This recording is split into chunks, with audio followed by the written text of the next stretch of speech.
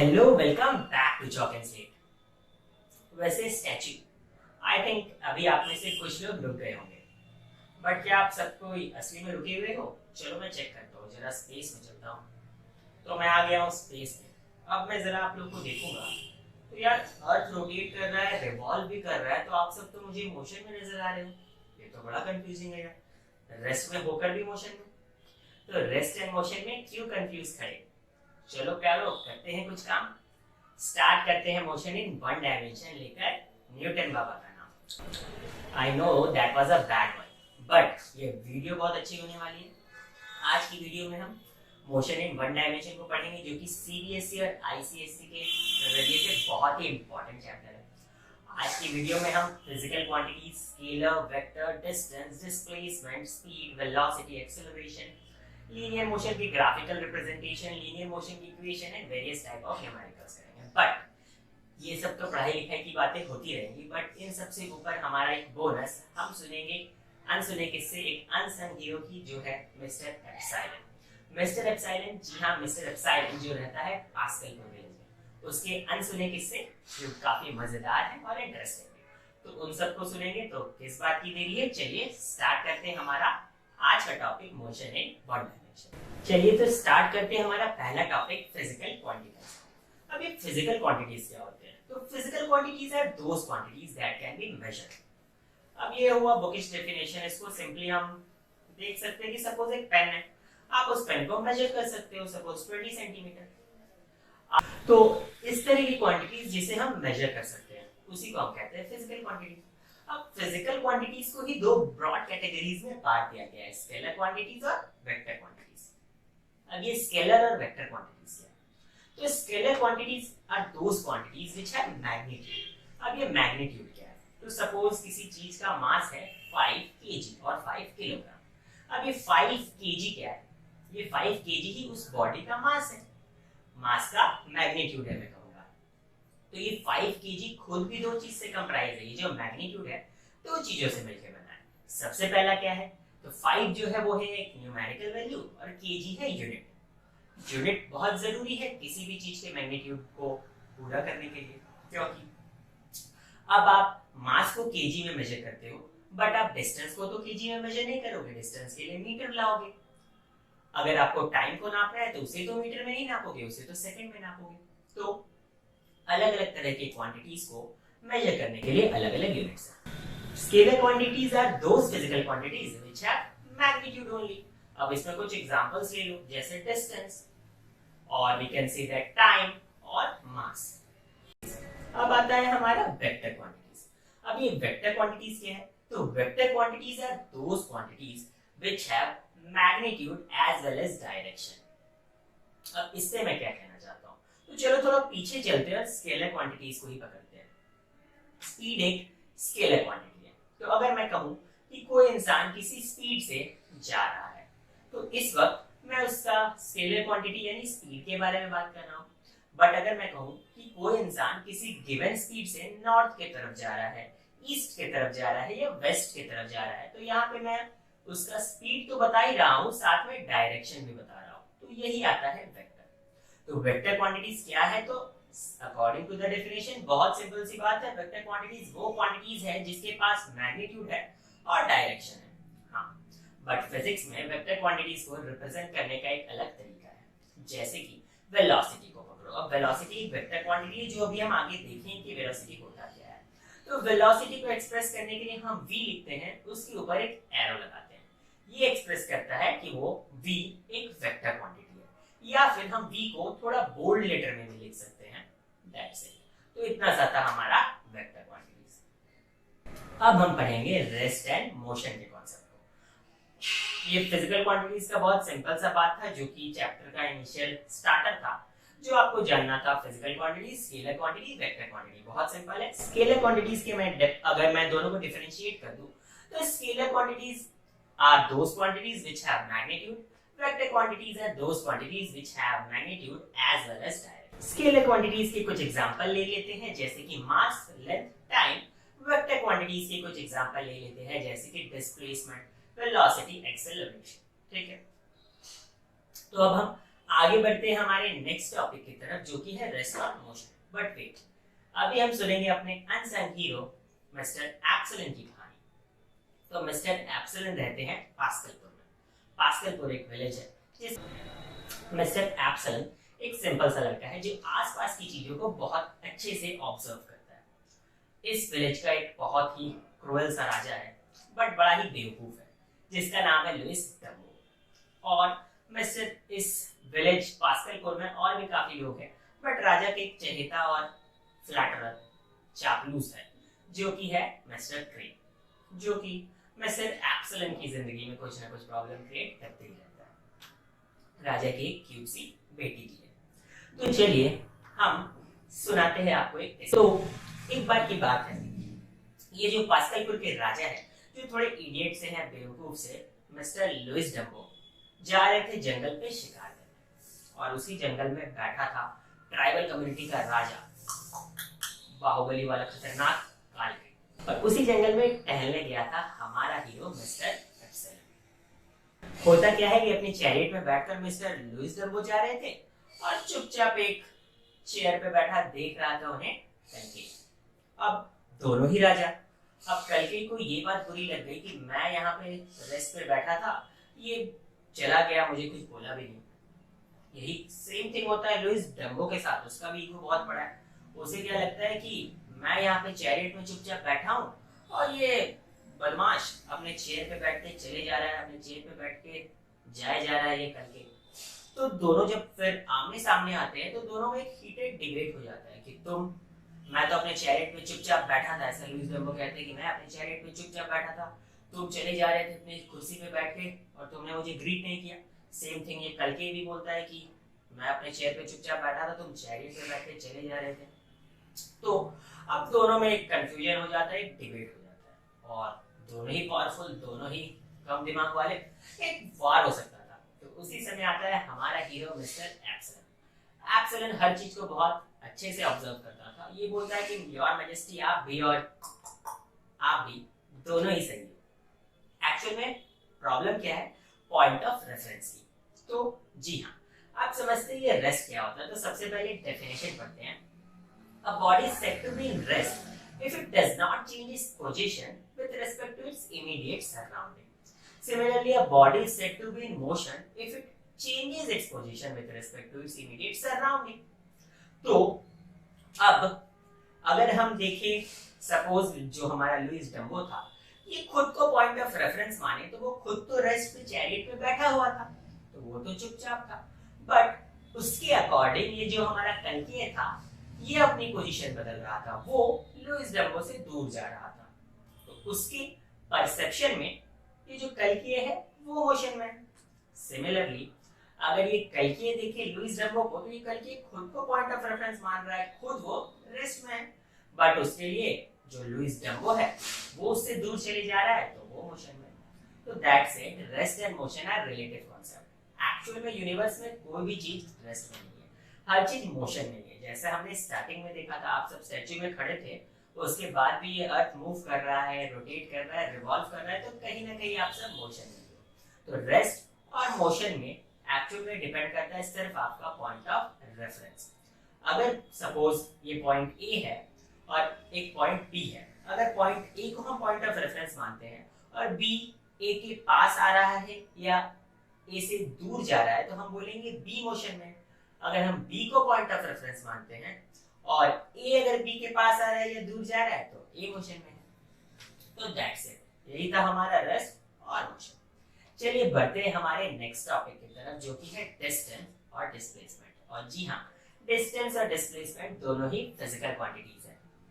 चलो तो सबसे पहले देखते हैं डिस्टेंस। आई थिंक डिस्टेंस सबने सुना है, ये कोई बड़ी बात नहीं है। सपोज मैं यहाँ से अपने स्कूल गया 5 किलोमीटर, सपोज यहाँ से मैं एक स्कूल गया 5 किलोमीटर दूर, तो मैंने एक डिस्टेंस कवर किया। आपकी बाइक की जो ओडोमीटर है वो डिस्टेंस को ही तो मेजर करती है। तो डिस्टेंस का कॉन्सेप्ट सबने सुना है। तो सबसे पहले हम जानते हैं डेफिनेशन की डिस्टेंस क्या होता है। तो डिस्टेंस क्या होता है? तो actual path covered by a body is called distance. इसका सबसे सिंपल सा definition, SI unit of distance is metre, यानी वो यूनिट जिसमें हम डिस्टेंस को नापते हैं वो है मीटर। लार्जर यूनिट्स भी होती है डिस्टेंस को नापने की, जैसे किलोमीटर, और स्मॉलर यूनिट्स भी होती है जैसे सेंटीमीटर और मिलीमीटर, और उससे भी छोटी यूनिट्स होती है। तो पढ़ते हैं हमारे। और ये डिस्टेंस क्या है?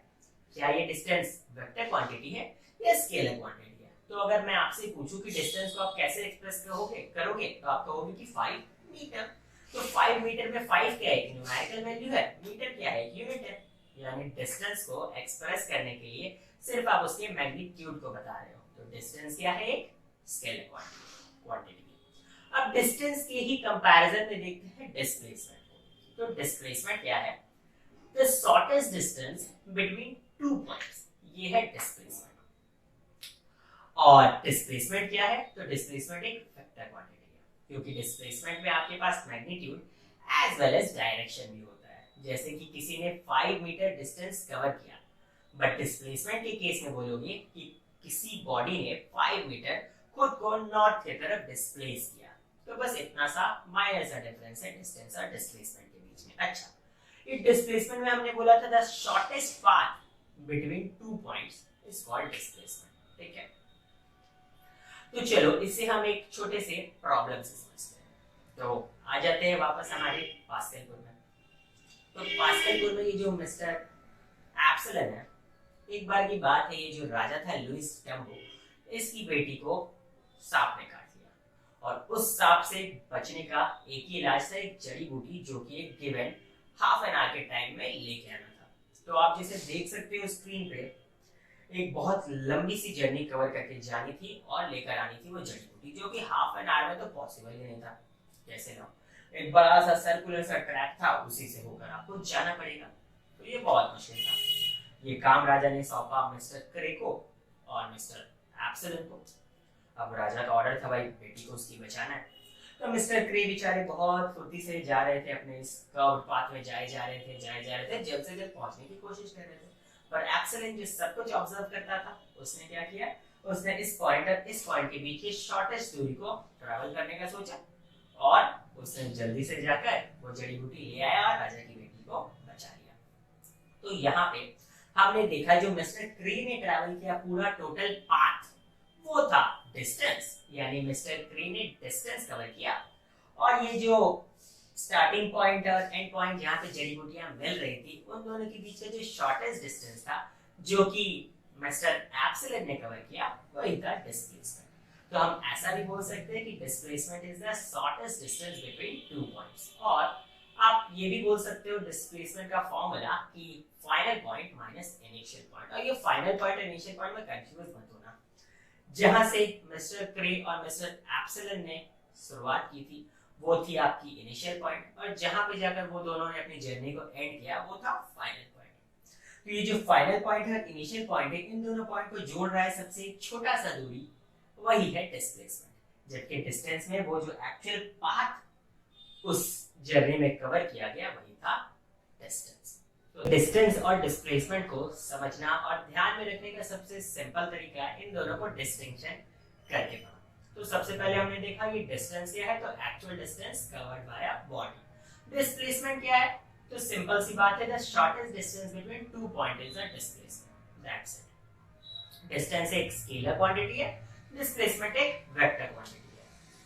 डिस्टेंस को आप कैसे रिप्रेजेंट करते हो? तो डिस्टेंस को रिप्रेजेंट किया जाता है एस सिंबल के साथ, और डिस्प्लेसमेंट को भी एस सिंबल के साथ ही रिप्रेजेंट किया जाता है, बट वो एक वेक्टर क्वांटिटी है, तो ऊपर में एक एरो आ जाता है। डिस्टेंस का एक एग्जांपल ले लो, 5 मीटर, डिस्प्लेसमेंट का 5 मीटर टुवर्ड्स ईस्ट। अच्छा, डिस्प्लेसमेंट के केस में एक बात और नोट करना, अगर मैं कहूं कि मैं जा रहा हूं 5 मीटर टुवर्ड्स ईस्ट, मैंने डिस्प्लेसमेंट किया 5 मीटर टुवर्ड्स ईस्ट, तो वेस्ट के डिस्प्लेसमेंट को मैं ऐसा भी कह सकता हूं कि 5 मीटर टुवर्ड्स वेस्ट, और -5 मीटर, यहाँ पे माइनस रिप्रेजेंट करेगा अपोजिट डायरेक्शन को। चलिए अब आगे बढ़ते हैं। अब एक और इम्पोर्टेंट पॉइंट ध्यान में रखने की है कि ये जो डिस्प्लेसमेंट होता है, ये डिस्टेंस से हमेशा या तो कम हो सकता है या फिर उसके इक्वल हो सकता है। यहाँ पे मैं क्या कहना चाहता हूँ, तो एक सिंपल सा बात कंसिडर करो। सपोज करो ये पॉइंट ए है, ये पॉइंट बी है। अगर मैं पॉइंट ए से पॉइंट बी चला जाऊं और पॉइंट ए से बी के बीच की दूरी है 5 मीटर, तो आप कहोगे कि डिस्टेंस है 5 मीटर और जी हाँ इस केस में डिस्प्लेसमेंट भी है 5 मीटर। बट यही सेम सिनेरियो नहीं रहेगा अगर मैं ऐसा कहूँ कि आप सुबह उठते हो और स्कूल के लिए जाते हो, फिर स्कूल से वापस अपने घर आ जाते हो, तो आपने 5 किलोमीटर स्कूल आप गए और 5 किलोमीटर वापस आ गए, तो आपने डिस्टेंस कितना ट्रैवल किया, तो 5 + 5 यानी 10 किलोमीटर। बट आपने डिस्प्लेसमेंट कितना किया, तो डिस्प्लेसमेंट क्या होता है, final position minus initial position. तो आपने घर से ही स्टार्ट किया था तो वो आपका इनिशियल पोजीशन हुआ और आप घर पे ही वापस आ गए तो आपका फाइनल पोजीशन भी घर ही हुआ। तो फाइनल माइनस इनिशियल इस केस में 0 आता है तो आपका डिस्प्लेसमेंट 0 होता है। यानी कि आप स्कूल जाते हो और घर आ जाते हो तो आप मेहनत कुछ नहीं करते। वैसे अभी लॉकडाउन में सब घर पर ही है। चलिए आगे एक और सिनेरियो पकड़ते हैं जहां पे हमारा जो डिस्प्लेसमेंट है वो डिस्टेंस से कम होगा। ये देखो यहाँ पे सपोज एक ट्रायंगल है, इस ट्रायंगल में यहाँ पे अगर हम ए बी, सपोज ये ट्रायंगल ए बी सी है, तो हम ए से सी की जर्नी ट्रैवल करते हैं। तो डिस्टेंस के केस में सपोज एक इंसान ए बी आता है फिर बी सी जाता है, तो उसका डिस्टेंस कितना हुआ, A B plus B C. But displacement कितना होगा, ए और सी के बीच का शॉर्टेस्ट डिस्टेंस। तो ये A B plus B C से ऑब्वियस सी बात है कि ए सी छोटा ही होगा। तो यहाँ पे हम वो सिनेरियो देख रहे हैं जहाँ पे हमारा डिस्प्लेसमेंट डिस्टेंस से कम है। तो होप सो आपका डिस्टेंस और डिस्प्लेसमेंट क्लियर हो गया होगा। अब हम बढ़ते हैं हमारे नेक्स्ट टॉपिक की तरफ जो कि है स्पीड। और स्पीड में ही हम आगे वेलोसिटी को पढ़ेंगे और इन दोनों का डिस्टिंक्शन से दोनों को समझेंगे। तो चलिए ये स्पीड क्या होता है। तो सपोज करो स्पीड भी एक नॉन सा टर्म है, आप सब सुनते हो। स्पीड को इंडिकेट भी करता है हमारे गाड़ी में स्पीडोमीटर। 30 की स्पीड से जा रहे हो 30 किलोमीटर पर आवर या 40 किलोमीटर पर आवर की स्पीड से जा रहे हो। तो ऐसा तो कुछ आपको सुन के पता चला जब आप बाइक चला रहे थे, आपने देखा 30 किलोमीटर पर आवर। तो इससे कुछ अंदाजा तो पता चल जाता है कि अगर मैं 30 पे ही अपने इंडिकेटर को रखूं तो यानी कि मैं अगर 1 घंटा तक यही स्पीड मेंटेन रखूं तो 30 किलोमीटर चला जाऊंगा। 50 किलोमीटर पर आवर का मतलब है कि मैं अगर 1 घंटा तक ये जो 50 का इंडिकेशन दिखा रहा है इसी स्पीड पे चलता रहा तो 50 किलोमीटर पहुंच जाऊंगा 1 घंटे में, है ना। तो दैट्स इट। तो स्पीड क्या है, the distance travelled per unit time. Suppose करो आप यहां से ताजमहल घूमने गए, आपने सपोज करो 300 किलोमीटर ट्रेवल किया और ये डिस्टेंस को आपने ट्रेवल किया सपोज 10 आवर्स में। तो 300 किलोमीटर का डिस्टेंस आपने ट्रेवल किया 10 आवर्स में। तो अगर मैं आपसे पूछूं कि आप 1 घंटे में कितने दूर पहुंच गए, तो आप 1 घंटे में पहुंचे 300 by 10 यानी 30, यानी आपका स्पीड हो गया 30 किलोमीटर पर आवर। मतलब आप हर घंटे 30 किलोमीटर 30 किलोमीटर 30 किलोमीटर ऐसे करके जा रहे थे, इसीलिए आप 10 घंटे में पूरा 300 किलोमीटर पहुंच गए। अब ये स्पीड हो गया। स्पीड कैसी क्वांटिटी है, स्केलर या वेक्टर। तो मैंने यहाँ पे स्पीड में कहीं भी किसी डायरेक्शन का जिक्र नहीं किया, तो स्पीड क्या है, एक स्केलर क्वांटिटी है।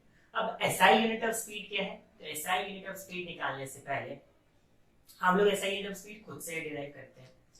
डिस्टेंस की एसआई यूनिट क्या होती है, तो डिस्टेंस की एसआई यूनिट होती है मीटर। सिमिलरली डिस्प्लेसमेंट की भी एसआई यूनिट मीटर ही होती है, यानी कि हम डिस्टेंस और डिस्प्लेसमेंट को मीटर में नापते हैं, मीटर में मेजर करते हैं। तो अब स्पीड का मतलब क्या है, distance per unit time. Time का भी एसआई यूनिट सुन लो, टाइम का एसआई यूनिट है सेकंड। तो स्पीड का फॉर्मूला बनता है डिस्टेंस बाय टाइम। तो स्पीड का एसआई यूनिट क्या हो गया, ऊपर में डिस्टेंस का यूनिट यानी मीटर, डिनोमिनेटर में टाइम का यूनिट यानी कि सेकंड। तो स्पीड की यूनिट निकल के आती है मीटर पर सेकंड। स्पीड को हम डिनोट कैसे करते हैं, तो स्मॉल v से। अब हम पढ़ते हैं वेलोसिटी। तो अब वेलोसिटी क्या है, तो वेलोसिटी है distance travelled per unit time in a given direction. और हम इसे और बेटर वे में कह सकते हैं कि the rate of change of displacement is velocity.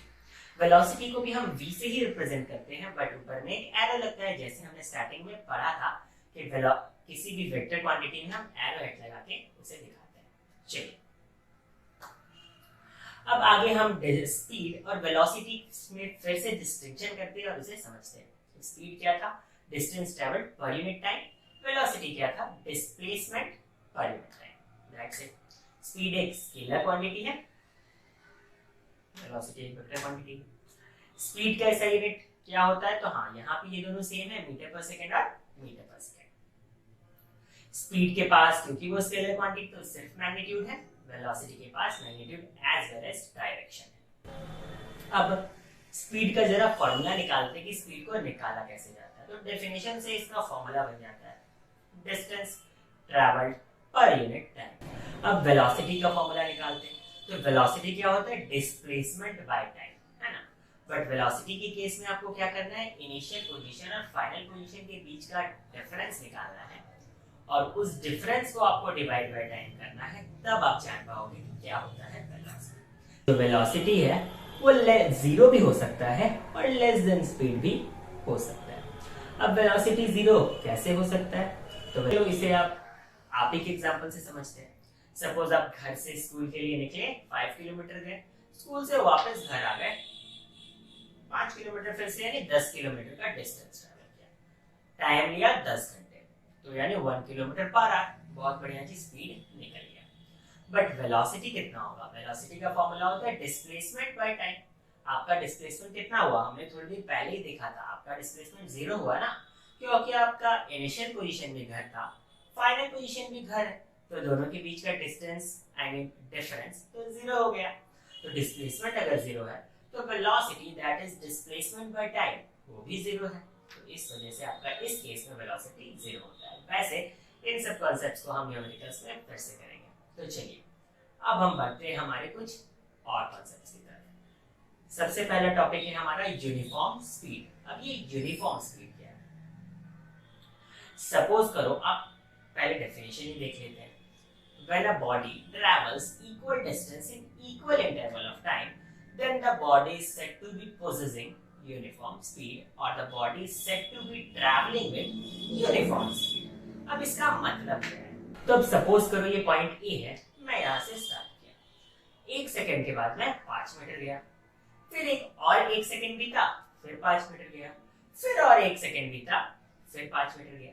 मतलब हर एक 1 सेकंड के डिफरेंस पे मैं 5-5 मीटर चले जा रहा हूँ। एक सिंपल सा एग्जांपल पकड़ लो, एक बिल्कुल स्ट्रेट रोड है जहाँ पे कोई ट्रैफिक नहीं है और आप सपोज 50 की स्पीड से बाइक चलाकर जाए जा रहे हो। आपने अपना स्पीड बिल्कुल चेंज नहीं करना, कोई ब्रेक नहीं दबाना, बस जाए जा रहे हो, तो दैट इज यूनिफॉर्म स्पीड। अब आई नॉन यूनिफॉर्म स्पीड और वेरिएबल स्पीड। तो when a body travels unequal distances in equal interval of time, बिल्कुल उल्टा यूनिफॉर्म स्पीड का होता है वेरिएबल स्पीड या फिर non uniform speed. So when a body travels unequal distances in equal interval of time, that is called non-uniform speed. जैसे कि आप एक ट्रैफिक के रोड में जा रहे हो, जैसे मैंने आपको एक एग्जांपल दिया था कि आप एक ही स्पीड से चले जा रहे हो हाईवे में, सपोज 50 की, वो तो पॉसिबल नहीं है एक भरे रोड में, आप एक ही स्पीड से जाओगे तो एक्सीडेंट ही होगा। तो उस केस में क्या होता है, ट्रैफिक में आप कभी स्पीड कम करते हो कभी बेसी, तो उस केस में हम ट्रैवल कर रहे होते हैं वेरिएबल स्पीड से। ये बस इतना सिंपल सा कॉन्सेप्ट है। तो अब है हमारा नेक्स्ट टॉपिक एवरेज स्पीड। अब जैसा कि एवरेज स्पीड का फॉर्मूला है total distance by total time, तो आप सिंपली कह सकते हो total distance by total time होता है एवरेज स्पीड। बट इसे हम एक एग्जांपल से समझते हैं। सपोज करो पॉइंट ए से पॉइंट बी तक एक डिस्टेंस है, सपोज 1000 मीटर। तो A से B का डिस्टेंस है 1000 मीटर। अब आप इस डिस्टेंस को ट्रैवल करते हो सपोज करो 1 आवर में, ठीक है। अब इस 1 आवर में आप पहले 15 मिनट किसी गिवन स्पीड से जा रहे हो, दूसरे 15 मिनट थोड़ा स्लो जा रहे हो, फिर नेक्स्ट के 15 मिनट किसी और स्पीड से जा रहे हो और बचे हुए नेक्स्ट के 15 मिनट भी किसी और स्पीड से जा रहे हो। तो आपने 4 अलग अलग स्पीड में ये डिस्टेंस को ट्रैवल किया और आप 1 घंटा में इस डिस्टेंस को खत्म कर पाए। अब आता है ये एवरेज स्पीड क्या है। तो एवरेज स्पीड वो एक गिवन स्पीड है। अगर आप ये पूरी 1 आवर की जो जर्नी थी जिसे आपने 15 मिनट्स अलग अलग स्पीड में ट्रैवल किया, ये ना करके अगर आप उस एवरेज स्पीड से ही इस जर्नी को ट्रैवल करते, तब भी आप उस जर्नी को 1 घंटे में खत्म कर देते। तो एवरेज स्पीड वो एक स्पीड है जो कि आप जर्नी के स्टार्ट से जर्नी के एंड तक वही मेंटेन रखते हैं, पूरे 1 घंटे में आप उस जर्नी को कवर कर सकते थे। That is average speed, that is overall speed. जैसे कि हमको नाम से पता चल रहा है एवरेज, एक ओवरऑल पता चल रहा है कि किस स्पीड से आप ट्रैवल करो। यार चलो अब फिर से किस्सा सुनते हैं हमारे दोस्त मिस्टर एप्सल का। मिस्टर एप्सन का जो फ्रेंड है वो काफी परेशान है, क्योंकि उसे योर मैजेस्टी के कैसल में लेकर जाने हैं ऑयल से भरे हुए कैंस। अब ये जो जर्नी है, अगर वो काफी तेज ट्रैवल करता है तो उसके तेल स्पिल हो जाते हैं, गिर जाते हैं। स्लो ट्रैवल करेगा तो वो लेट हो जाएगा। तो अब मिस्टर एप्सन उसकी कैसे मदद करेगा? क्वेश्चन आपकी बोर्ड पे फ्लैश कर रहा है, आप इसे सॉल्व करके कमेंट सेक्शन में मेरी को आंसर देना। मैं देखूंगा कौन बच्चा सबसे पहले आंसर देता है। तो चलिए, अब हमने क्या क्या सीखा। स्पीड में हमने देखा यूनिफॉर्म स्पीड, सेकेंड हमने देखा नॉन यूनिफॉर्म या वेरिएबल स्पीड, थर्ड हमने देखा एवरेज स्पीड। सिमिलर है आपका केस वेलोसिटी का केस में, अगर बस यहाँ पे डायरेक्शन एक अलग से जुड़ जाएगा। Uniform velocity when a body travel equal distance in equal interval of time in a particular direction, that is uniform velocity. When a body does not cover equal distance in equal interval of time in a given direction, then it is non-uniform velocity. और average velocity का क्या formula है? तो total displacement by time. तो अब आता है हमारा नेक्स्ट टॉपिक, और वो नेक्स्ट टॉपिक क्या है? Instantaneous speed. जैसा कि आप सब ट्रैवल करते हो, गाड़ी चलाते हो, तो आप सबने देखा होगा कि वो स्पीड कभी भी सेम नहीं रहती, बहुत जल्दी जल्दी बदलती है। आप कभी फास्ट होते हो, कभी स्लो होते हो। गाड़ी में एक स्पीडोमीटर होता है जो इंडिकेट करता है कि किसी पर्टिकुलर टाइम पे आपका क्या स्पीड है। तो वही speed of the body at a particular instance is called its instantaneous speed. Instantaneous speed का क्या फॉर्मूला होता है? तो distance travel in a very short time interval by the time interval, that's it. यही है हमारा इंस्टेंटेनियस स्पीड। व्हीकल्स में instantaneous speed को नापने के लिए हमारे पास होता है स्पीडोमीटर। सिमिलरली इंस्टेंटेनियस वेलोसिटी का आई थिंक आप सभी डेफिनेशन बना लोगे, बनाकर मुझे कमेंट सेक्शन में जरूर कमेंट करना। चलिए, अब हम बढ़ते हैं हमारे नेक्स्ट टॉपिक की तरफ, जो कि काफी इंटरेस्टिंग है, जिसका नाम है एक्सेलरेशन। अब ये एक्सेलरेशन क्या होता है? According to the definition, the rate of change of velocity is called acceleration. अब जिस तरह से हमने वेलोसिटी का फॉर्मूला देखा था, the rate of change of displacement, or we can say that displacement per unit time, ये था velocity, ठीक है। तो अब यहाँ पे ये हमारा एक्सेलरेशन क्या है? तो एक्सेलरेशन में बोला जा रहा है rate of change of velocity, यानी कि वेलोसिटी बाय टाइम, इतना तो पता चल ही रहा है। तो चलो यहाँ से निकालते हैं एक्सेलरेशन का यूनिट। एक्सेलरेशन का यूनिट क्या होगा? तो जैसा कि हमने देखा, स्पीड और वेलोसिटी का यूनिट होता है मीटर पर सेकेंड। तो एक्सेलरेशन का यूनिट क्या होगा? अगर हम देखें तो न्यूमरेटर में है वेलोसिटी यानी मीटर पर सेकंड, और डिनोमिनेटर में है टाइम यानी कि सेकंड। तो मीटर पर सेकंड, नीचे में फिर से सेकंड, ये ऊपर जाके 1/सेकंड बन जाएगा और हो जाएगा मीटर पर सेकंड स्क्वायर। तो एक्सेलरेशन का यूनिट क्या होता है? ऐसा यूनिट मीटर पर सेकंड स्क्वायर। वेलोसिटी कभी कांस्टेंट होता नहीं। जब भी आप सपोज किसी पर्टिकुलर डायरेक्शन में जा रहे हो अपने गाड़ी पर, तो आप अलग अलग वेलोसिटी से ही जाते हो। तो ये जो वेलोसिटी है, सपोज हर टाइम चेंज हो रहा है, तो पर सेकंड किस हिसाब से आपका वेलोसिटी चेंज हो रहा है, वही है एक्सेलरेशन। देखो, या तो आपका वेलोसिटी बढ़ता होगा या फिर ऑब्वियस सी बात है डिक्रीज होता होगा। जब आप एक्सेलरेटर देते होगे तब आपका वेलोसिटी बढ़ता होगा, जब आप ब्रेक दबाते हो तब आपका वेलोसिटी घटता है। तो यही वेलोसिटी किस रेट से बढ़ रहा है, किस रेट से घट रहा है, यही है एक्सेलरेशन। अच्छा, जब वेलोसिटी बढ़ रहा है तब भी एक्सेलरेशन और घट रहा है तब भी एक्सेलरेशन, हाँ दोनों ही एक्सेलरेशन है। बस जब वेलोसिटी घट रहा है उस केस में उस एक्सेलरेशन को हम रिटार्डेशन या फिर नेगेटिव एक्सेलरेशन बोलते हैं, दैट्स। अब इसे एक छोटे से एग्जांपल से समझते हैं और सम अप करते हैं, फिर हम करेंगे हमारा graphical representation of linear motion. इस चैप्टर में भी बहुत कुछ है।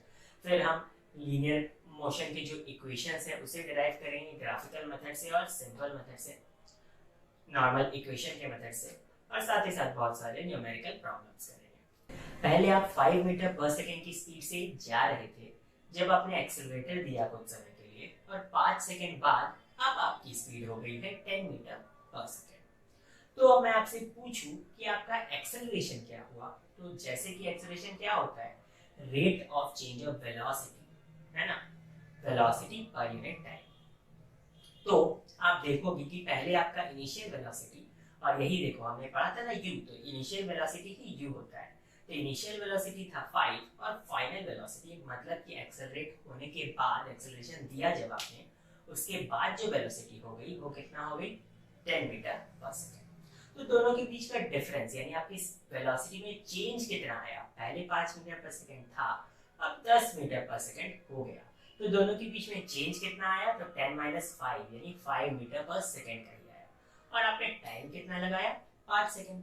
तो आपका एक्सेलरेशन हो गया change in velocity by time यानी कि 1 मीटर पर सेकेंड स्क्वायर, यानी कि आपने हर सेकेंड 1 मीटर पर सेकेंड करके अपना स्पीड बढ़ाया। आई थिंक आपको समझ में आया होगा कि मैंने कैसे 5 मीटर पर सेकेंड से स्टार्ट किया। 5 सेकेंड के बाद मैं 10 मीटर पर सेकेंड में पहुंचा। तो ये जो मैं 5 मीटर पर सेकेंड से स्टार्ट किया और 10 मीटर पर सेकेंड में पहुंचा, इसके बीच में मैंने एक्सेलरेट किया। और एक्सेलरेट कैसे किया? तो हर सेकेंड मैंने 1 मीटर पर सेकेंड करके अपने स्पीड को बढ़ाया। तो दैट इज एक्सेलरेशन। और बिल्कुल इसका उल्टा सिनेरियो होगा। अगर मैं 10 मीटर पर सेकेंड की वेलोसिटी से जा रहा हूं, मैंने ब्रेक को प्रेस किया और धीरे धीरे मेरा वेलोसिटी घटकर 5 मीटर पर सेकेंड हो गया। इस केस में क्या हुआ कि मेरा वेलोसिटी चेंज हो रहा है और मैं बोल सकता हूँ वेलोसिटी घट रहा है। तो ये वेलोसिटी को घटने में इस बार भी 5 सेकेंड ही लगा, बट हर सेकेंड मेरा वेलोसिटी कैसे घटा? तो हर सेकेंड 1 मीटर पर सेकेंड करके घटा। तो दैट्स इट। तो जैसा कि हमने देखा, ये rate of change of velocity he acceleration है। तो इससे एक बात और पता चलता है कि जब भी आपका यूनिफॉर्म वेलोसिटी रहेगा तब एक्सेलरेशन नहीं होगा। जब भी नॉन यूनिफॉर्म वेलोसिटी रहेगा ये एक्सेलरेशन होगा। यानी कि वेलोसिटी अगर चेंज होता रहेगा इन सिंपल वर्ड्स तब एक्सेलरेशन होगा। तो जरा हम एक नॉर्मल सा एग्जांपल लेते हैं। यहाँ पे सपोज करो एक सर्कल है और एक बॉडी इसके चारों ओर सर्कुलर पाथ में घूम रहा है एक गिवन कांस्टेंट स्पीड से 20 मीटर पर सेकेंड। तो क्या अब मैं आपसे पूछूं कि क्या ये बॉडी कांस्टेंट यानी कि बोल सकते हो यूनिफॉर्म स्पीड से मूव कर रहा है? तो आप बोलोगे यस, इसका स्पीड हर बार 20 मीटर पर सेकेंड ही है, तो ये एक यूनिफॉर्म स्पीड से मूव कर रहा है। बट क्या ये यूनिफॉर्म वेलोसिटी से भी मूव कर रहा है और इसमें एक्सेलरेशन नहीं हो रहा है?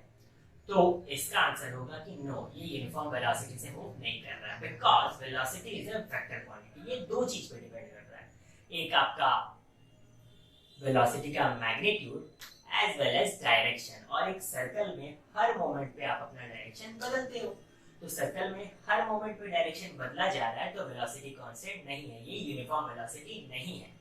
और इसी वजह से यहाँ पे एक्सेलरेशन होगा। तो भले ही एक बॉडी एक सर्कुलर पाथ में कांस्टेंट स्पीड से भी मूव कर रहा होगा, बट उसमें वेलोसिटी कांस्टेंट नहीं होगी, यानी कि नॉन यूनिफॉर्म वेलोसिटी होगी और उसमें एक्सेलरेशन होगा। तो अब हम देखेंगे हमारा next topic, uniform acceleration and non uniform acceleration. अब ये यूनिफॉर्म एक्सेलरेशन क्या है? तो when the change in velocity of a body is same for equal interval of time, then the acceleration is said to be uniform acceleration। इसे एक example से समझते हैं। सपोज करो किसी बॉडी का नॉर्मल स्टार्टिंग में वेलोसिटी है 5 मीटर पर सेकेंड। 1 सेकेंड के बाद उसमें एक्सेलरेशन होता है और न्यू वेलोसिटी हो जाता है 10 मीटर पर सेकेंड। फिर 1 सेकेंड के बाद उसमें फिर से एक्सेलरेशन होता है और वेलोसिटी हो जाता है 15 मीटर पर सेकेंड। और नेक्स्ट 1 सेकेंड के बाद वेलोसिटी हो जाता है 20 मीटर पर सेकेंड।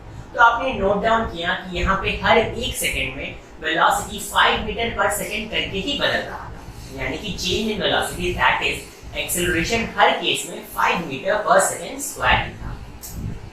अब हम देखेंगे हमारा नेक्स्ट टॉपिक जो कि है नॉन यूनिफॉर्म एक्सेलरेशन, जो कि बिल्कुल यूनिफॉर्म एक्सेलरेशन के उल्टा होगा।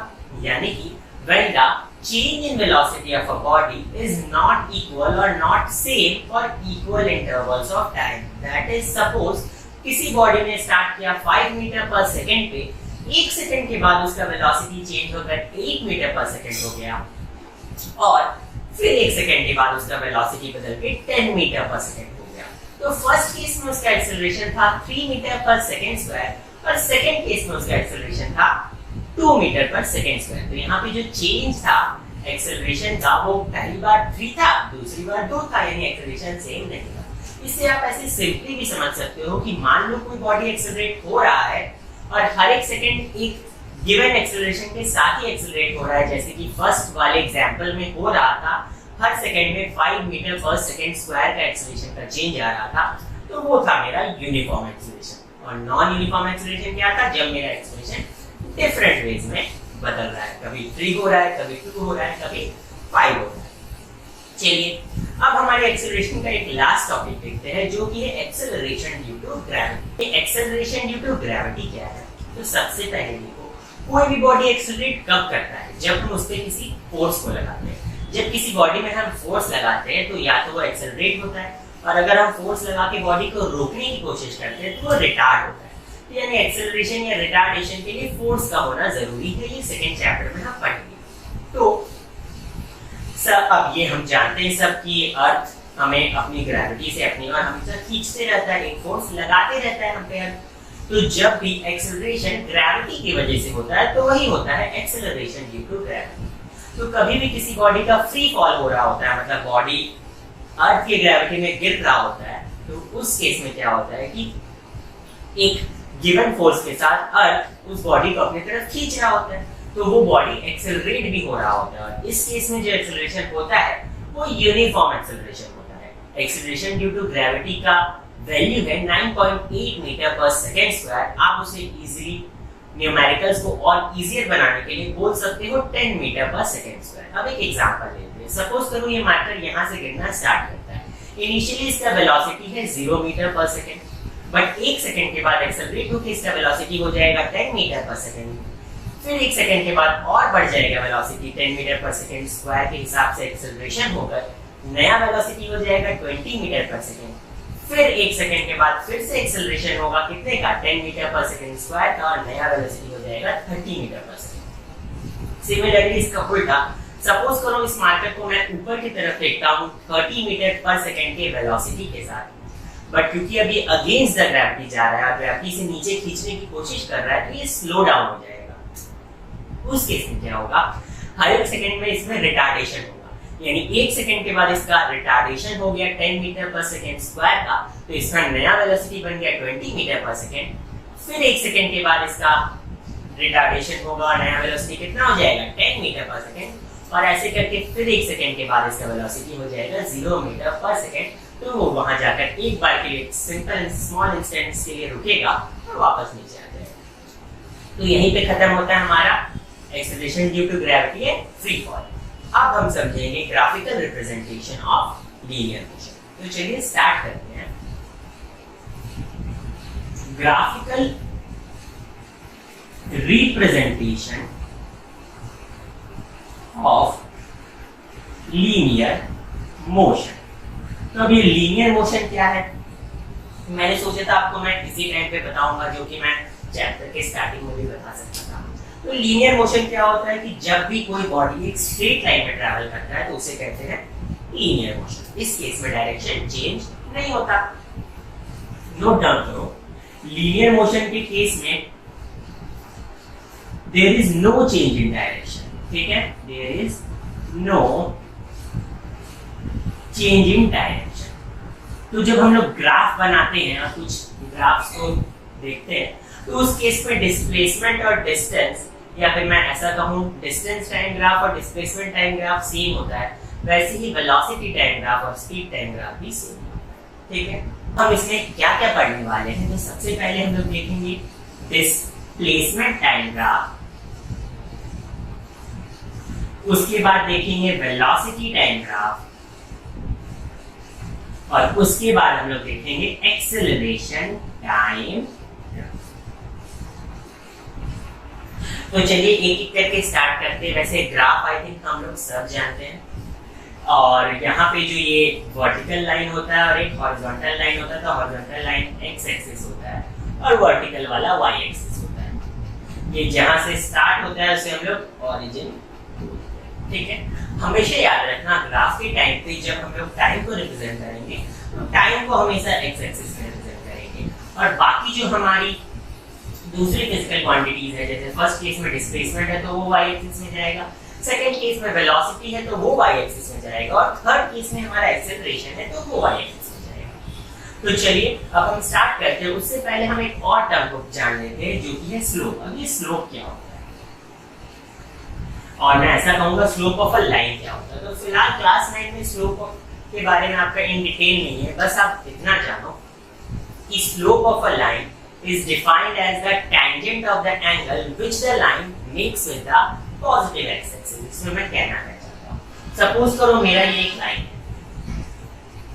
अब ये जो मेरा लाइन है, ये x axis, positive direction of x axis के संग में जो एंगल बनाता है थीटा, अगर मैं उसी का tan थीटा निकालूं, उसी को बोलते हैं हम स्लोप।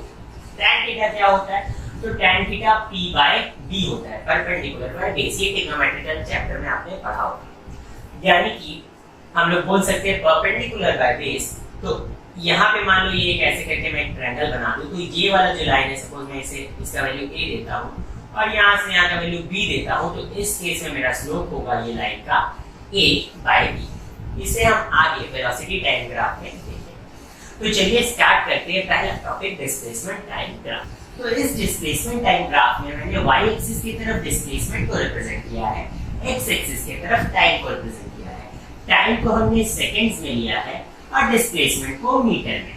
तो यहाँ पे एक एक unit 1 second, 2 second, 3 second, 4 second, 5 second दिखा रही है, और यहाँ पे एक यूनिट 10 मीटर, दूसरी 20 मीटर, इस तरह से दिखा रही है, जैसा कि आप ग्राफ में देख सकते हो। अब सपोज करो मेरा पहला केस क्या है? पहला केस क्या है? जब बॉडी रेस्ट में रहे, तो उसे हम डिस्प्लेसमेंट टाइम ग्राफ में कैसे दिखाएंगे? अब सपोज करो कोई भी बॉडी रेस्ट में कब रहती है? जब आपसे इक्वल डिस्टेंस पे है बीतते समय के साथ। मैं क्या कहना चाहता हूँ, सपोज करो अभी फिलहाल में 0 सेकंड में था, और 0 सेकंड में सपोज करो मतलब यहाँ पे बॉडी 20 मीटर दूर है मुझसे। 1 सेकंड बीत गया, यानी कि अब 1 सेकंड पे मैं आ गया, फिर भी बॉडी मुझसे 20 मीटर ही दूर है। फिर 1 सेकंड बीत गया, उसके बाद भी बॉडी मुझसे 20 मीटर ही दूर है। फिर 1 सेकंड बीत गया, उसके बाद भी 20 मीटर दूर है। फिर 1 सेकंड बीत गया, फिर भी 20 मीटर, फिर 1 सेकंड बीत गया, फिर भी 20 मीटर। इसका मतलब क्या निकल रहा है कि टाइम बीतते जा रहा है, 0 सेकंड में 5 सेकंड हो गया, पर बॉडी मुझसे 20 मीटर ही दूर है। ना बॉडी मेरे पास आई, ना बॉडी मेरे से दूर गई। तो इससे मैं क्या कंसीडर करूंगा कि बॉडी रुकी हुई है, रेस्ट पे है। अगर हम इन सब पॉइंट्स को मिला दे तो ये कैसे निकलता है? एक स्ट्रेट लाइन निकलता है पैरेलल टू एक्स एक्सिस। तो हम लोग बोल सकते हैं when the body is at rest, displacement time graph is a straight line parallel to x-axis. That's it. इतना सा है। और straight line parallel to x-axis क्यों निकला? आप इसे सिंपल तरीके से समझो ना, कि जब मैं 0 सेकंड पे था तब भी 20 मीटर, और 5 सेकंड में हूँ तब भी बॉडी मुझसे 20 मीटर ही दूर है, यानी बॉडी रेस्ट में। अब कंसीडर करते हैं कि बॉडी यूनिफॉर्म वेलोसिटी के साथ मूव कर रही है। यूनिफॉर्म वेलोसिटी, जैसा कि हम पढ़ चुके हैं कि बॉडी की वेलोसिटी नहीं बदल रही है, body covers equal distance in equal interval of time in a particular direction. और सिंपल कहे तो हर सेकंड सपोज करो बॉडी का वेलोसिटी 5 मीटर पर सेकंड ही है, वो बदल ही नहीं रहा है। 9:01 पे भी उतना था, 9:02 पे भी, 9:03 पे भी, यानी वेलोसिटी कांस्टेंट है। तो उसी को हम कहेंगे यूनिफॉर्म वेलोसिटी। तो अब इसे ग्राफिकली कैसे रिप्रेजेंट करेंगे? तो चलो मैं एक सिनेरियो बताता हूं। सपोज करो जब 1 सेकंड पे था तो बॉडी 10 मीटर दूर था मुझसे। 2 सेकंड के बाद बॉडी मुझसे 20 मीटर दूर हो गया। 3 सेकंड के बाद बॉडी मुझसे 30 मीटर दूर हो गया। अब मैं इसे यहाँ पे और इसे यहाँ पे ऐसे मैच करता हूँ, एक पॉइंट लगाया, इसे यहाँ पे और इसे यहाँ पे एक मैच करता हूँ, पॉइंट लगाया। अब 3 सेकंड के बाद बॉडी मुझसे 30 मीटर दूर हो गया। 4 सेकंड के बाद बॉडी मुझसे 40 मीटर दूर हो गया, और 5 सेकंड के बाद बॉडी मुझसे 50 मीटर दूर हो गया। अब मैं ये सारे पॉइंट्स को अगर मिला दूं तो आपको क्लियरली दिख रहा है कि ये ग्राफ कैसा बनेगा। तो जब भी आपका बॉडी मूव करता है यूनिफॉर्म वेलोसिटी के साथ, यूनिफॉर्म वेलोसिटी के साथ ही मूव कर रहा है, तो जब भी बॉडी मूव करता है यूनिफॉर्म वेलोसिटी के साथ, तो ग्राफ क्या होता है? एक straight line with inclination with X axis. Graph कैसा होता है? स्ट्रेट लाइन विद इंक्लिनेशन, ठीक है। अच्छा, तो अब ये डिस्प्लेसमेंट टाइम ग्राफ दिखने में ऐसा होता है जब वो मूव कर रहा होता है बॉडी यूनिफॉर्म वेलोसिटी से। और यहाँ पे ये जो स्ट्रेट लाइन दिख रहा है, ये स्ट्रेट लाइन का स्लोप क्या देता है? स्ट्रेट लाइन का स्लोप हमें वेलोसिटी बताता है कितना। अब ये स्ट्रेट लाइन तो इतना बड़ा है, चलो मैं यहाँ पे कुछ मार्किंग देता हूँ। सपोज यहाँ M, यहाँ N, यहाँ O, यहाँ P, यहाँ Q, और यहाँ लिख देता हूँ सपोज r।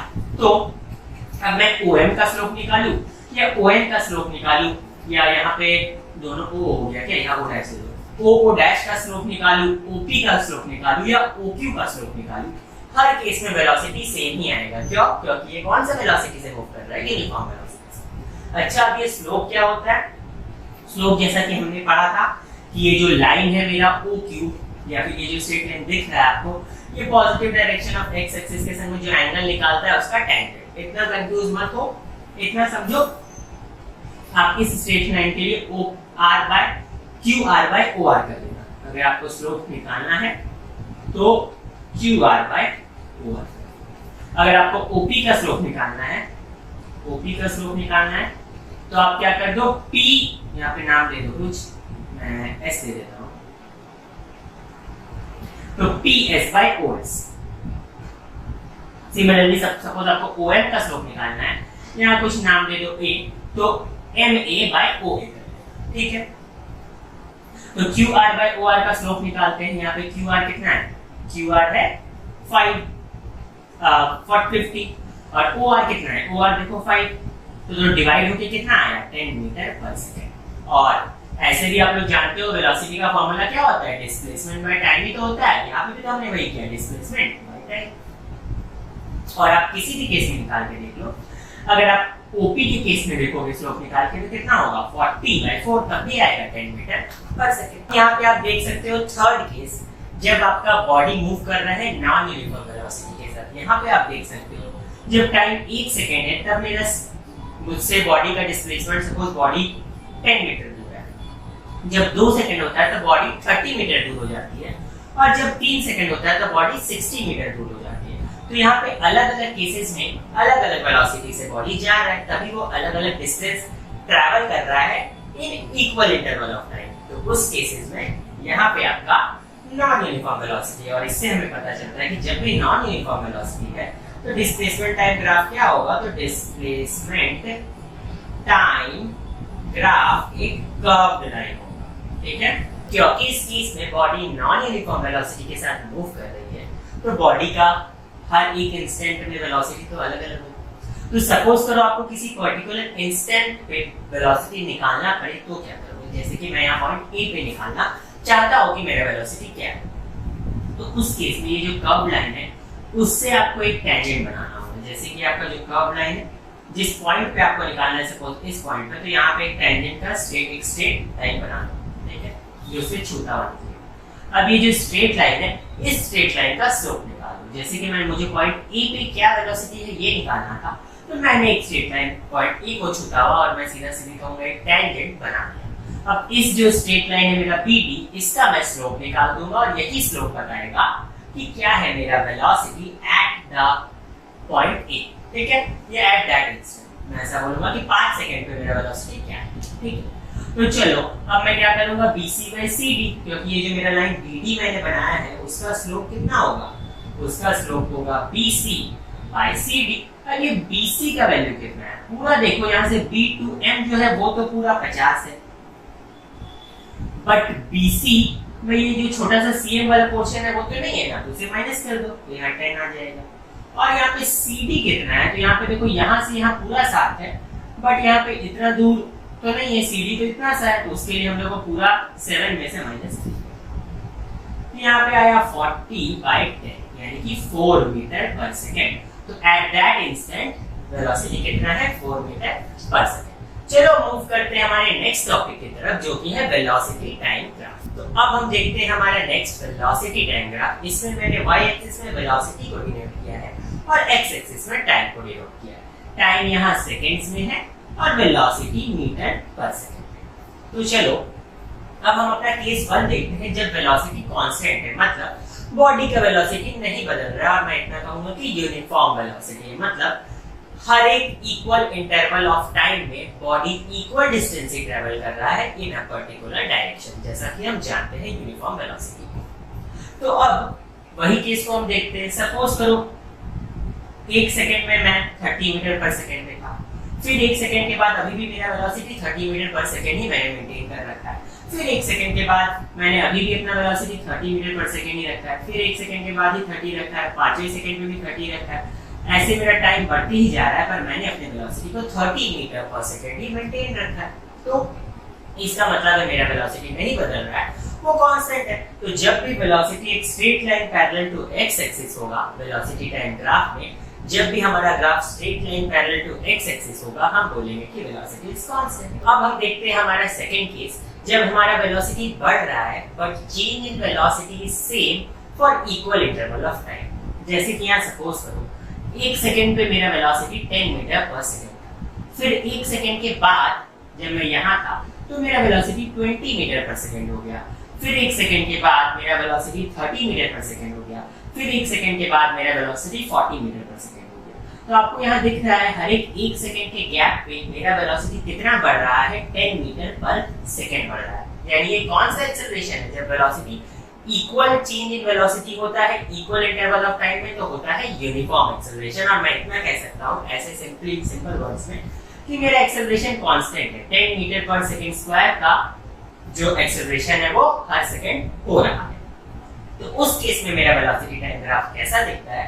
तो वेलोसिटी टाइम ग्राफ एक स्ट्रेट लाइन होता है, इंक्लाइंड यानी कि कोई एंगल बनाता है एक्स एक्सिस के साथ। यहाँ पे ये जो स्ट्रेट लाइन है उस स्ट्रेट लाइन का स्लोप क्या देता है? तो एक्सेलरेशन ऑफ द बॉडी देता है।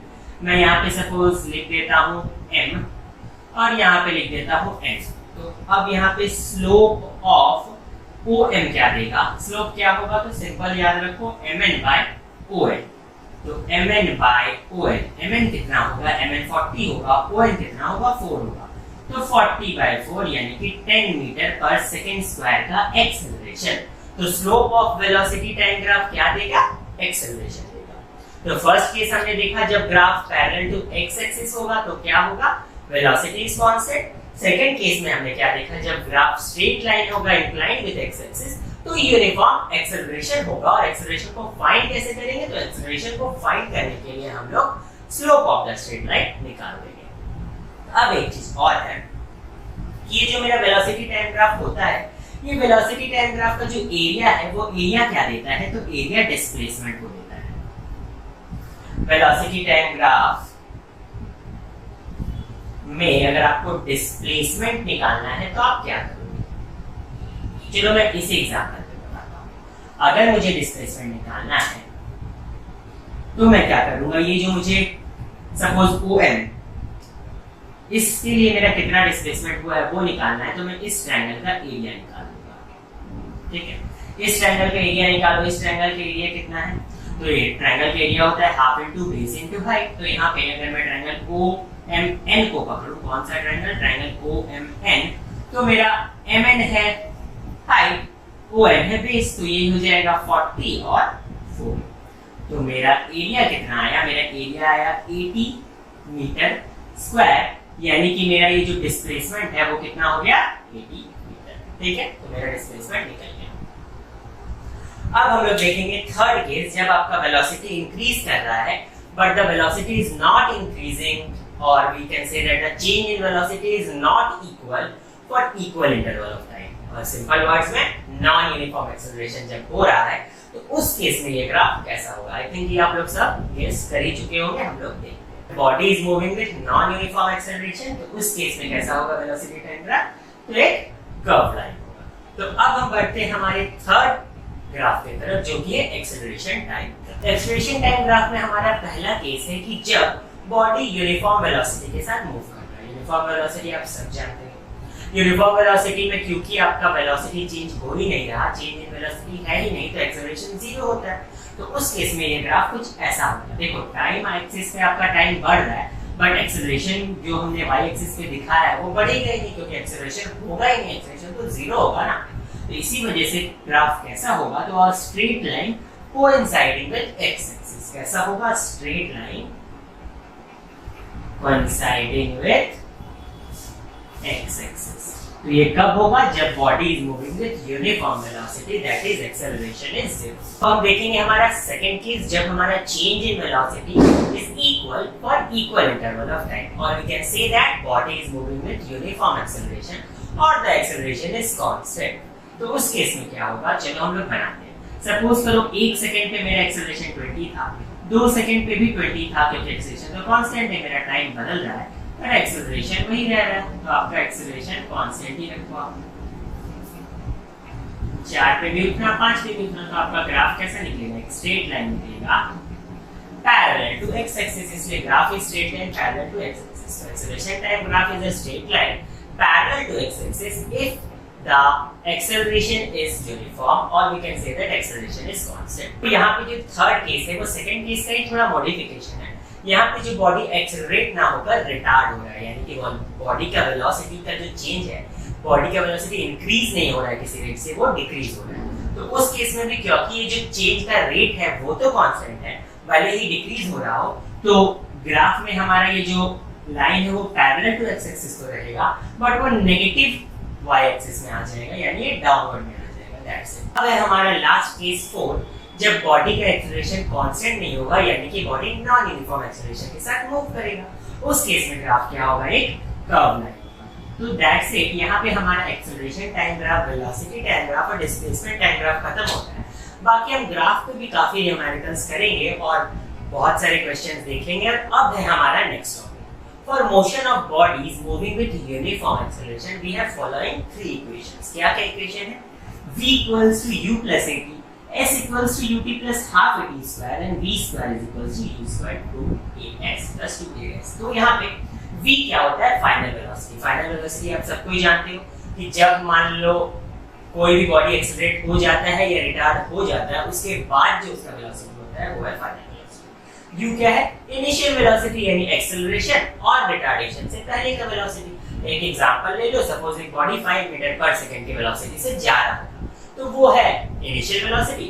अब कुछ एक्सेलरेशन हो गया, सपोज 2 मीटर पर सेकंड स्क्वायर का एक्सेलरेशन हो गया, तो अब नया वेलोसिटी कितना हो गया? तो 7 मीटर पर सेकंड हो गया, तो दैट इज फाइनल वेलोसिटी। चलो, a होता है एक्सेलरेशन, हमने पढ़ रखा है, t होता है टाइम और s होता है डिस्टेंस ट्रैवल्ड। तो अब यही जो 3 इक्वेशंस है, इन इक्वेशंस के बेसिस में हमें काफी न्यूमेरिकल्स प्रॉब्लम को सॉल्व करना है। तो इन इक्वेशन को हम डिराइव करते हैं। पहले हम दोनों मेथड से डिराइव करेंगे, नॉर्मल कैलकुलेशन से भी और ग्राफिकली भी। तो सबसे पहले हम लोग नॉर्मल इन्हें डिराइव करें। तो सपोज करिए कि मेरा एक बॉडी, वो बॉडी मूव कर रहा है इनिशियली u मीटर पर सेकंड से। अब उस पे एक फोर्स अप्लाई होता है और उसमें एक्सेलरेशन हो जाता है a मीटर पर सेकंड स्क्वायर, और अब उस बॉडी का फाइनल वेलोसिटी बन जाता है v मीटर पर सेकंड। और ये u मीटर पर सेकंड से v मीटर पर सेकंड का जो चेंज आया, उसके लिए टाइम लगता है t सेकंड। तो अब हम डिराइव करते हैं हमारी इक्वेशन ऑफ मोशन। तो देखिए, इनिशियल वेलोसिटी कितना था? तो इनिशियल वेलोसिटी था u। फाइनल वेलोसिटी कितना था? तो फाइनल वेलोसिटी था v। और टाइम कितना लगा? t। तो एक्सेलरेशन क्या होता है? तो एक्सेलरेशन होता है change in velocity by time. अच्छा, चेंज इन वेलोसिटी कितना होगा? तो final velocity minus initial velocity. Final velocity कितना है? v। इनिशियल कितना है? u। तो v minus u by t होगा a। अब इस t को उधर भेज दो, तो at equals to v minus u। u को उधर भेज दो तो क्या हो जाएगा? v equals to u plus at। तो हमने डिराइव कर लिया अपना पहला इक्वेशन ऑफ मोशन। तो अब है हमारा सेकंड केस। अब एक चीज देखो, ये डिस्प्लेसमेंट क्या होता है? तो डिस्प्लेसमेंट होगा आपका एवरेज वेलोसिटी इनटू टाइम। ठीक है, एवरेज वेलोसिटी कितना होगा? तो एवरेज वेलोसिटी अगर आप निकालो तो u प्लस v बाय 2।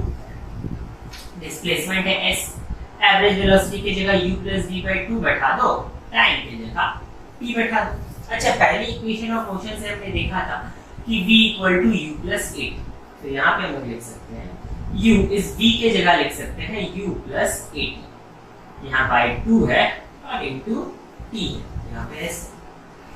अगर आप यहाँ पे u को ऐड कर दो तो वो 2u बन जाएगा। 2u प्लस 80 बाय 2 इधर आ जाएगा into s is equals to 2u by 2 into t plus 80 square by ये u सॉरी 2 गया, तो क्या बचेगा? s is equals to ut plus half 80 square. ये काफी सिंपल सा डेरिवेशन था हमारा। तो अब है third equation v square equals to u square plus 2x। तो सबसे पहले देखो यहाँ पे t है ही, तो पहले सेकेंड इक्वेशन को उठाते हैं। s is equals to ut plus half at square. यहाँ पे t को हटाने की कोशिश करते हैं। हम लोग जानते हैं v equals to u plus at, first equation. वहां से अगर t का वैल्यू निकालें तो v minus u by a है। तो यहाँ पे सब्स्टिट्यूट कर दो। s is equals to u into v minus u by a plus half into v minus u by a का होल स्क्वायर, ठीक है। और यहाँ एक ये पहले से बाहर, तो यहाँ पे u into v minus u by a plus half a into v minus u का whole square by a square. यहाँ पे a कट जाएगा। फिर यहाँ पे कितना होगा v minus u by u, यहाँ पे a है, प्लस हाफ यहाँ v minus u by v minus u का स्क्वायर, तो v square plus u square plus 2as लिख सकते हैं। सॉरी माइनस 2as लिख सकते हैं, a माइनस b का होल स्क्वायर का फॉर्मूला। नीचे में a है। अब क्या कर सकते हैं, 2as लिख दिया मैंने यहाँ पे, सॉरी यहाँ 2uv लिख सकते हैं, ठीक है। चलो अब यहाँ पे भी मल्टीप्लाई कर दो। यहाँ पे uv minus u square by a plus half v square plus u square minus 2uv by a, ठीक है। चलो थोड़ा सा इधर कर देता हूँ। तो एलसीएम कितना हो जाएगा, एलसीएम हो जाएगा 2a, यहाँ पे 2 से मल्टीप्लाई हो जाएगा, तो 2uv minus 2u square plus यहाँ पे बचेगा v square plus u square minus 2u, ठीक है। तो uv कट गया और इस तरफ में आपका s है। अब यहाँ पे v स्क्वायर s है, v स्क्वायर बचता है माइनस 2u स्क्वायर और प्लस u स्क्वायर हो जाएगा, तो v square minus u square by 2a बचा। अब ये 2a को उधर भेज दो, तो 2as equals to v square minus u square बचा।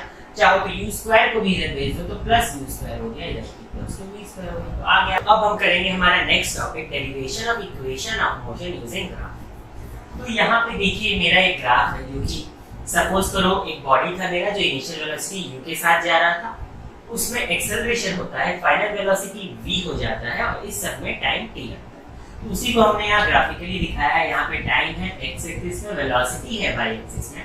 एक बॉडी O से A तक गया u वेलोसिटी के साथ, O से A दिखाया जा रहा है कि वो u वेलोसिटी के साथ यानी इनिशियल वेलोसिटी के साथ जा रहा है। अब उसमें कुछ एक्सेलरेशन होता है और उसका वेलोसिटी बदल जाता है, और वेलोसिटी बदलते हुए वो एक स्ट्रेट लाइन है, मतलब यूनिफॉर्म एक्सेलरेशन हो रहा है, और इसमें टाइम t है। तो अब हम लोग डिराइव करते हैं, और वेलोसिटी टाइम ग्राफ में जो slope of the straight line क्या देता है, एक्सेलरेशन देता है। तो यहाँ पे मेरा AB, स्लोप ऑफ AB निकालना हूँ सबसे पहले। तो स्लोप ऑफ AB क्या होगा, हमने पढ़ा था BM by AM होगा। अच्छा BM कितना होगा, तो देखो मैंने यहाँ पहले ही लिख दिया BM कितना होगा। पूरा BP मेरा V को डिनोट कर रहा है, और मेरा B और यहाँ पे OAU को डिनोट कर रहा है। तो BM कितना होगा, BM पूरा BP माइनस OA होगा, या इस तरह लिखा दो BP माइनस MT होगा, क्योंकि अगर इधर U है तो इधर भी U ही है, और अगर यहाँ पे ONV है तो यहाँ पे भी BP V ही है। तो एक तरह से BM को मैं लिख सकता हूँ BP minus MP by AM, ठीक है। अब BP माइनस MP कितना है, BP है पूरा ON के इक्वल यानी कि V, और MP है मेरा OA के इक्वल यानी कि U, और नीचे में AM है, AM किसके इक्वल है, OP के यानी कि O, ठीक है। तो यहाँ पे आपका स्लोप ऑफ AB, और स्लोप क्या दिखाता है, एक्सेलरेशन को दिखाता है, तो A आ गया। तो AT equals to V minus U, U इधर आ गया, तो V equals to U plus AT आ गया। ग्राफिकली देखो कितना सिंपल था। अब करेंगे हमारा सेकेंड इक्वेशन। हम जानते हैं कि वेलोसिटी टाइम ग्राफ में हमारा जो एरिया है वो क्या देता है, डिस्प्लेसमेंट को देता है। तो चलो मैं यहाँ पे किसका एरिया निकालूंगा, तो हम लोग ये एरिया निकालेंगे, जो हमें ट्रेपीजियम नजर आ रहा है, ट्रेपीजियम OABP, उसका एरिया निकालेंगे। तो ट्रेपीजियम का एरिया क्या होता है, half into sum of parallel side into distance. यहाँ पे पैरेलल साइड क्या है, OA और BP, यहाँ half into OA plus BP लिखूंगा, और डिस्टेंस बिटवीन देम कितना है, OP। तो यहाँ पे और ये देता क्या है एरिया, तो S को ही देता है, डिस्प्लेसमेंट को देता है। तो चलो यहाँ पे हाफ इनटू OA, OA कितना है मेरा, OA तो U है। BP कितना है मेरा, BP मेरा V है। और इनटू यहाँ पे आपका ओपी कितना है, तो टी। अब देखो s is equal to U T plus half A T square में v कहीं नहीं है, तो v को सब्स्टिट्यूट कर दो। तो यहाँ v की जगह बैठा दो u प्लस एटी, और बाहर में पहले से ही t है, तो यहाँ पे कितना हो गया 2u plus eighty into T. अब आप इसे सॉल्व कर दो, half into 2ut plus half A T square, तो यहाँ पे 2 कट गया, तो s इज इक्वल्स टू बोल सकते आ गया ut plus half A T square. तो ये हो गया मेरा सेकेंड इक्वेशन ग्राफिकली। हमारा थर्ड इक्वेशन, तो थर्ड इक्वेशन क्या होता है, v square equals to u square plus 2as होता है। तो v square equals to u square plus 2as। तो जो मेरा सेकेंड इक्वेशन मैंने अभी तक कर रखा था कि s is equals to ut plus half A T square, और हम जानते हैं कि s निकालने के लिए एरिया ऑफ ट्रेपेजियम निकाला, तो उस पे यहाँ पे उसका फॉर्मूला बैठा है, ये आया। तो अब t देखो सेकंड थर्ड इक्वेशन में होता ही नहीं, तो t को रिप्लेस कर दो। t को किस चीज से रिप्लेस कर दो, तो वही हम लोग जानते हैं v equals to u plus at, तो वहां से t आता है v minus u by a, तो यहाँ पे बैठा दो v minus u by a। तो यहाँ पे कितना हो गया, v प्लस u और v माइनस u क्या हो गया, v square minus u square, a plus b into a minus b, ये 2a को उधर भेज दो, 2as equals v square minus u square. अगर आप ये u स्क्वायर को भी इस तरफ भेज दोगे तो हो जाएगा v square equals to u square plus 2x। तो यहाँ पे हमारा खत्म होता है सारा डेरिवेशन। तो इस चैप्टर में जो भी थ्योरेटिकल और समझने वाली बात थी हमने सब खत्म कर दिया। अब हम नेक्स्ट वीडियो में करेंगे न्यूमेरिकल, बिकॉज ये वीडियो नहीं तो बहुत लंबा हो जाएगा, फिर कुछ बच्चे शिकायत करेंगे, तो इसीलिए अब यहाँ पे हम इस वीडियो को एंड करेंगे और सेकंड वीडियो में न्यूमेरिकल सॉल्व करेंगे वेरियस टाइप के। जिसने भी चैनल को सब्सक्राइब नहीं किया जल्दी से जाकर चैनल को सब्सक्राइब करो, ज्यादा से ज्यादा लोगों तक शेयर करो, बिकॉज हम ये बहुत अच्छा क्वालिटी कंटेंट बहुत मेहनत से लेकर आते हैं और इसे अप्रिशिएशन मिलना बहुत जरूरी है। तो आप ज्यादा से ज्यादा लोगों तक ये वीडियो को पहुंचाओ, ज्यादा से ज्यादा लोगों को शेयर करो ताकि सबकी मदद भी हो, हमें सपोर्ट करो, हमारे वीडियो को लाइक करो और कमेंट जरूर करना, बताना कि वीडियो कैसा लगा। Thank you.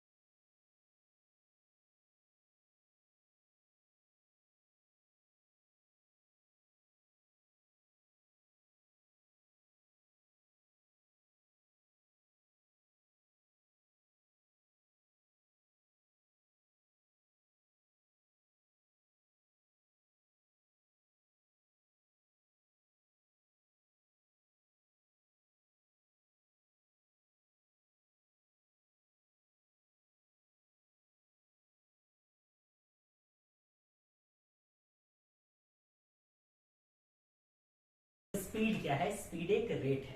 किस चीज का रेट है? The rate of change of distance with respect to time.